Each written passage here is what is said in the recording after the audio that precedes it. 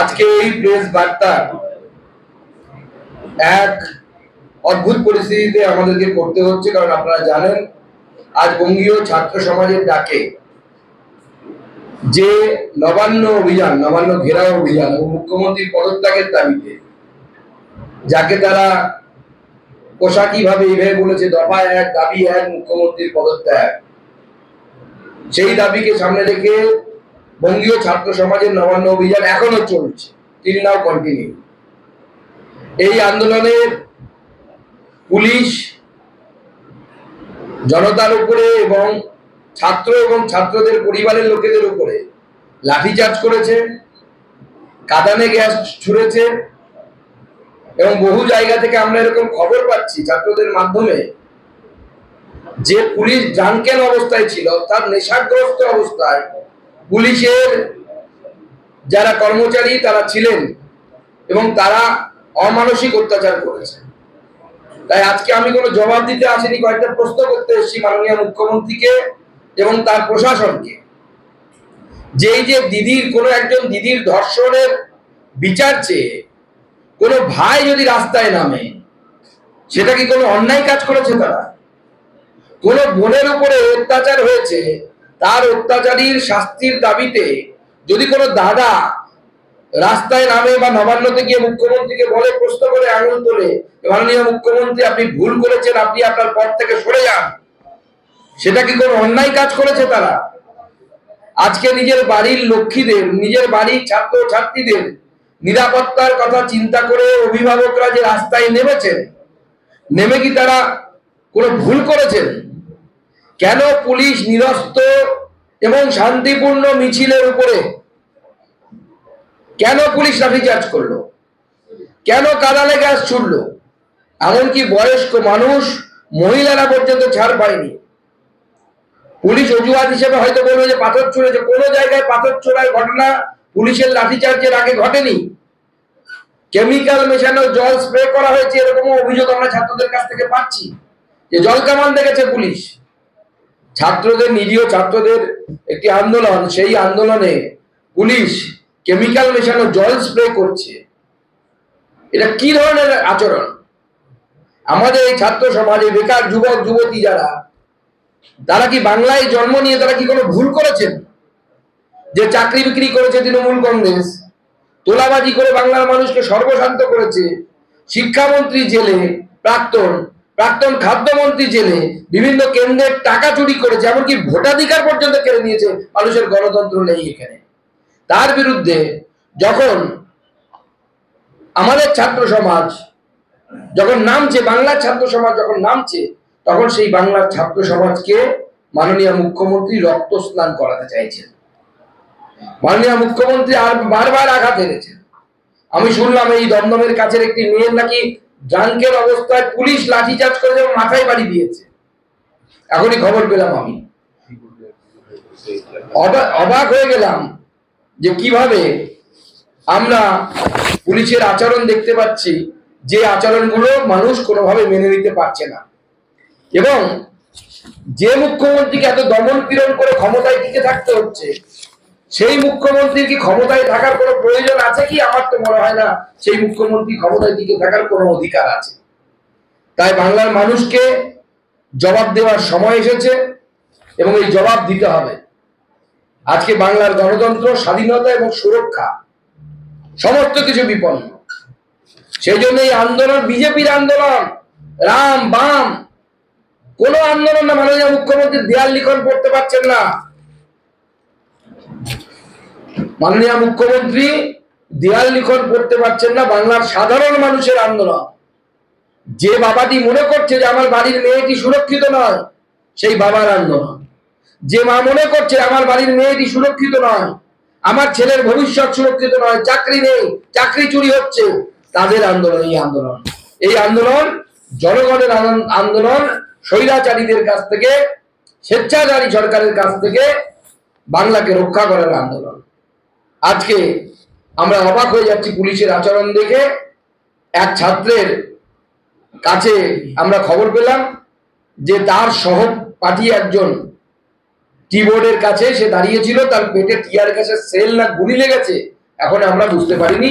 তাকে হসপিটালে নিয়ে যাওয়া হয়েছে, সেই হসপিটালে নিয়ে গেলে ডাক্তার আগা বলবে যে কি পরিস্থিতি তৈরি হয়েছে, আদৌ কি গুলি লেগেছে না টিয়ার গ্যাসের সেল লেগেছে। তো মানুষ কতগুলো জিনিস আজকে কিন্তু পশ্চিমবঙ্গের মানুষ কিন্তু প্রমাণ করে দিল। গত কয়েকদিন আগে তৃণমূল কংগ্রেস বলছিল রাম বামের আন্দোলন, গত পরশু থেকে বামেরা নিজেদেরকে উইথড্র করে নিলেন, বললেন এটা নাকি বিজেপির আন্দোলন, এটা নাকি আরএসএস এর আন্দোলন, অমুকের আন্দোলন, তমুকের আন্দোলন।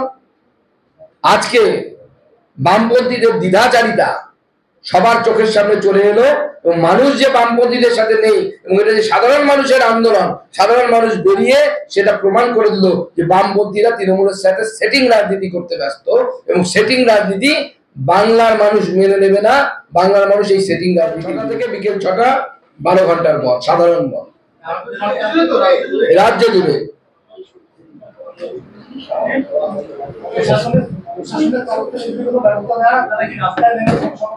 আমরা সাধারণ মানুষকে আহ্বান জানাচ্ছি রাস্তায় নেমে মত সফল করার জন্য, কারণ আজকের যে আন্দোলন হয়েছে এটা শুধু কোন একটা পন্থা, কোন একটা মত, কোন একটা রাজনৈতিক দল তাদের আন্দোলন নয়, তাদের আহ্বান নয়। বাংলার মানুষ নেমে আন্দোলন করেছে, দেখেছেন কোন রাজনৈতিক পতাকা ছাড়া যে বিপুল পরিমাণ মানুষ রাস্তায় নেমেছে, বিপুল পরিমাণ ছাত্র সমাজ বিপুল সংখ্যায় নেমেছে। আমার তো মনে করতে পারছি না বাংলায় এর আগে এইভাবে অরাজনৈতিক ব্যানারে এত সংখ্যক ছাত্র ছাত্রী তাদের পরিবারের লোকেরা কেউ কোন রাস্তায় নেমেছে কিনা। অভূতপূর্ব এক দৃশ্য আজকে আমরা দেখেছি, সেই দৃশ্য প্রতিবাদের ভাষার দৃশ্য। মানুষ রাস্তায় নেমেছে, প্রতিবাদ করেছে এবং আগামী দিনেও প্রতিবাদ করবে। আমরা মানুষকে আহ্বান জানাচ্ছি, সাধারণ মানুষকে বলছি যে এই ছাত্রদের কথা ভেবে, যাদের উপরে লাঠি পড়েছে তাদের জন্য প্রতিবাদ করে প্রচুর আহত, গ্রেপ্তারি করা হয়েছে, তাদের কথা ভেবে আগামীকাল 12 ঘন্টার বন্ধ আপনারা সর্বাত্মকভাবে সফল করুন।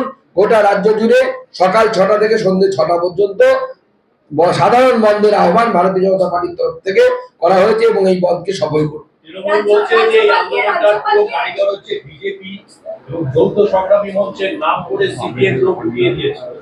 এটা বিজেপি আর সিপিএম মিলে আজকে কাণ্ডটা করেছে। না, সিপিএম তো ঘোষণা করে দিয়েছে তারা এর মধ্যে নেই। সিপিএম তো গতকাল কি গত পরশু তো পরিষ্কার বলে দিয়েছে যে আমরা এই ছাত্র আন্দোলনে নেই। তারা নাকি আরএসএস কি সব গন্ধ পাচ্ছে। এত গন্ধ কোথায় পাই আমরা বুঝতে পারি না। যে পচা দুর্গন্ধটা বেরোচ্ছে নবান্ন থেকে সেই গন্ধটা পাচ্ছে না, সেটিং ফিশ ফ্রাইয়ের গন্ধে সেই গন্ধ ঢাকা পড়ে যাচ্ছে, শুধু ফিশ ফ্রাইয়ের গন্ধ তারা পাচ্ছে, মহমহ করছে। বামরা হচ্ছে তৃণমূলের এপিট আর ওপিট। তৃণমূল এবং বাম এরা হচ্ছে সেটিং রাজনীতি করে, বিজেপি সেটিং রাজনীতি করে না। আর বিজেপির আন্দোলন এটা নয়। তবে আমাদের বিরোধী দল তৃণমূল কংগ্রেস যেভাবে বিজেপি করছে, এরপরে মনে হচ্ছে আমরা বাধ্য হয়ে নবান্ন অভিযানের ডাক দেবো এবং দেখাবো যে বিজেপির নবান্ন অভিযান হলে কি হতে পারে। তখন এসব ব্যারিকেড কিচ্ছু থাকবে না। এবং আজকে যেভাবে কয়েকটা দৃশ্য দেখলাম যে পুলিশ দৌড়ে পালাচ্ছে, তখন সব পুলিশ দৌড়ে গিয়ে নবান্নে গিয়ে আশ্রয় নেবে। তাদেরকে কেউ আহ্বান জানিয়েছে তারা গেছে, কিন্তু বিজেপির প্রমুখ নেতারা এই আন্দোলনে কেউ যায়নি। কিন্তু সবাইকে আহ্বান ছিল, আমরা তো বলেছিলাম ছাত্র সমাজ তো সব রাজনৈতিক দলকে, অধীর চৌধুরী থেকে শুরু করে সবাইকে আহ্বান জানিয়েছিলেন। তাদের মনে হয়েছে তারা গেছেন। বলেছিলেন বিজেপির কোন নেতা অফিসিয়ালি এটাতে পার্টিসিপেট করবে না। কালকে যখন ছাত্ররা প্রেসমিট করে তখন তারা বলেছিল যে আমরা বলছি যাতে কোনো নেতা না, কিন্তু আজকে আমাদের কাছে আমাদের জেলাগুলো থেকেও ধরুন আরামবাগ থেকে মধুসূদন বাগ আপনাদের এমএলএ, ও একটা লিড করে একটা ডেলিগেশনকে এনেছে। চুঁচুড়া হুগলি ছোট ছোট যারা নেতা মন্ডলে তারাও এনেছে। দেখুন আপনারা তো এই আন্দোলন দেখলেন, আপনারা দেখেছেন ব্যারিকেড ভেঙেছে আমাদের ছাত্ররা, আমাদের রাজ্যের ছাত্ররা ব্যারিকেডের উপরে উঠে জাতীয় পতাকা নিয়ে তারা আন্দোলন করেছে। কোথাও দেখেছেন বিজেপির এমএলএরা ভেঙেছে? তারা কোনোখানে হয়তো এসছে সাহায্য করার জন্য, কিন্তু সব থেকে বড় কথা বিজেপি ঘোষিত আন্দোলন নয়। বিজেপির ঘোষিত আন্দোলন হলে তার আকার আর বহর কি হবে আপনারা বুঝতে পারছেন। বিজেপি এই আন্দোলনের সাথে লিগালি এবং মেডিকেল হেল্প দেওয়ার জন্য আমরা আছি, কিন্তু সংখ্যা লোক পাঠানো এসবের মধ্যে বিজেপি কোথাও ছিল না। বঙ্গীয় ছাত্র সমাজ তাদের নিজের ক্ষমতায়, তাদের নিজের তারা কাউকে আহ্বান জানিয়েছে। অনেকে হৃদয় থেকে মনে করেছে আমাদের এই আন্দোলনে সামিল হওয়ার প্রয়োজন, তারা চলে গেছে। আমরা আমাদের আন্দোলনকে নতুন ভাবে চিন্তা ভাবনা করতে বাধ্য হয়েছি। সেই আন্দোলন বিজেপির আন্দোলন যেটা, সেই আন্দোলনকে আপনাদের সামনে যে রিভাইজড যে আমাদের আন্দোলন সূচি, সেই আন্দোলন সূচি আপনাদের সামনে আমি তুলে ধরতে চাই। এবং মনে রাখবেন, এই আন্দোলন স্বৈরাচারকে হারানোর আন্দোলন, স্বৈরাচারীকে হারানোর আন্দোলন এবং গণতন্ত্রকে পুনঃপ্রতিষ্ঠা করার আন্দোলন। আগামীকাল থেকে আমরা ধর্ণা শুরু করব ঠিক করেছিলাম। আমরা আগামীকাল কোর্টের রায় পেয়েছি, 10:30টার সময় আমাদের মামলার শুনানি হবে। পুলিশ আমাদেরকে পারমিশন দেয়নি ধর্মতলায় ধর্ণা করার। কোর্টের পারমিশন নিয়ে হয় আগামীকাল অথবা আগামী পরশু থেকে আমরা আমাদের ধর্ণা চালু করব। ছাত্র সমাজ যেহেতু আহত হয়েছে, ছাত্র সমাজকে আইনি এবং মেডিকেল হেল্প দেওয়ার জন্য আমাদের যে আজকের যে হেল্পলাইন নাম্বার ছিল, সেই হেল্পলাইন নাম্বারকে আমরা পুনরায় চালু করছি। আজকে থেকে চালু থাকবে, এখন থেকে চালু হয়ে যাচ্ছে। যে কোনো ধরনের মেডিকেল হেল্প এবং লিগাল হেল্পের জন্য ছাত্র, যে সমস্ত পরিবারের লোকেরা যারা বাইরে আছে, পুলিশ প্রচুর ছাত্রদেরকে অ্যারেস্ট করেছে, গ্রেফতার করেছে, তাদের লিগাল হেল্প দেওয়ার জন্য ভারতীয় জনতা পার্টির তরফ থেকে হেল্পলাইন নাম্বার চালু করা হচ্ছে। এই হেল্পলাইন নাম্বারে পরিবার থেকে ফোন করে আপনারা আইনি সহায়তা এবং মেডিকেল সহায়তা আপনারা চাইতে পারেন। আমাদের যে মহিলা কমিশন ঘেরাও ছিল, তার ডেটকে আমরা পরিবর্তন করছি, কারণ পরিবর্তিত পরিস্থিতিতে অনেকে আজকের আন্দোলনে আহত হয়েছে। আমরা আশা করছি সেই মহিলা কমিশনের আন্দোলনে আমাদের মহিলা মোর্চা নেতৃত্ব দেবে, কিন্তু সমাজের মহিলারা আসবে। আমরা সমাজকে আহ্বান করছি যে এই আন্দোলন বিজেপির আন্দোলন নয়, এটা সমাজের আন্দোলন।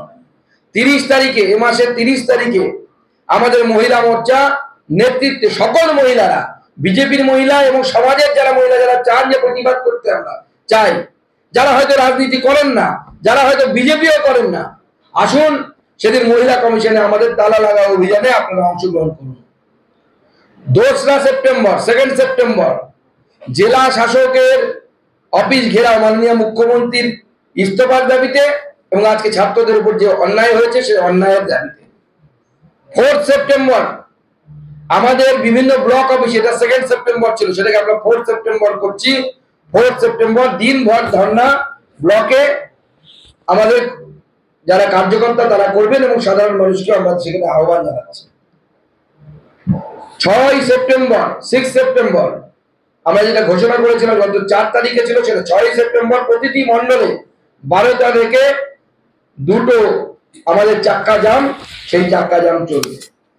এবং তার সাথে সাথে আজকে যে বর্বরোচিত আক্রমণ হয়েছে, এই বর্বরোচিত আক্রমণের তীব্র নিন্দা করে এবং আমরা আহ্বান জানাচ্ছি যে রাজনৈতিক মতভেদ ভুলে সমস্ত মানুষ পথে নামুন।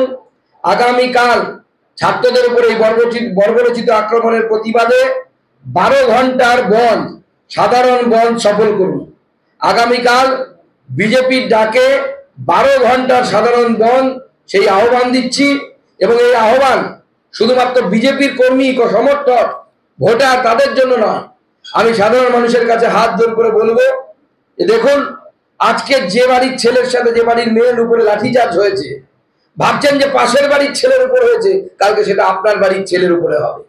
আজকে যে ছেলেটি টাকা দিতে না পেরে চাকরি পায়নি, তার চাকরি বিক্রি হয়ে গেছে 15 লক্ষ টাকায় তৃণমূল নেতার দ্বারা, তৃণমূলের দালালের দ্বারা, কালকে আপনার ছেলেটি, যে ছেলেটি পড়ে পড়ে বড় হচ্ছে, স্কুলে যাচ্ছে, কলেজে যাচ্ছে, কালকে তাকে তার সম্মুখীন হতে হবে। তাই আমরা সাধারণ মানুষকে বলছি যে আজকে আরজি করে সেই বোনটি, আমার বোন, কারো হয়তো দিদি, কারো হয়তো মেয়ে, সে যেরকম অত্যাচারিত হয়েছে, সেরকম কালকে আপনার বাড়ির মেয়েটিও অত্যাচারিত হতে পারে। তাই এই বনকে সর্বাত্মক করুন। এই বন স্বেচ্ছাচারী এবং স্বৈরাচারী সরকারের হাত থেকে পশ্চিমবঙ্গকে রক্ষা করার বন এবং গণতন্ত্র, স্বাধীনতা এবং আমাদের সুরক্ষা, আমাদের ধর্মীয় সুরক্ষা এখানে থাকছে না, স্বাধীনতা থাকছে না, মত প্রকাশ করতে পারছে না মানুষ। আরজি করে এত বড় ঘটনা ঘটে গেছে, ভয়ে কেউ বলতে পারছে না, সাহস নেই মানুষের। এটাকে গণতন্ত্র বলে? এই গণতন্ত্র প্রতিষ্ঠার জন্য আগামীকাল 12 ঘন্টার বন্ধকে সর্বাত্মক বন্ধে পরিণত করুন। আমি ভারতীয় জনতা পার্টির সমস্ত কর্মীদেরকে বিধায়ক, সাংসদ থেকে শুরু করে সমস্ত জনপ্রতিনিধিদেরকে এবং পদাধিকারীদেরকে এখান থেকে আহ্বান জানাচ্ছি যে আগামীকাল মানুষের কাছে যান, হাত জোর করে মানুষকে বলুন যে কালকের দিনটা একটু কষ্ট করুন, কালকে আপনার বাড়ির মেয়ের কথা চিন্তা করে, আপনার বাড়ির সন্তানের কথা চিন্তা করে 12 ঘন্টার সাধারণ মন সফল করুন। আমার এটুকুই বলার ছিল। সবাইকে নমস্কার, সবাইকে ধন্যবাদ।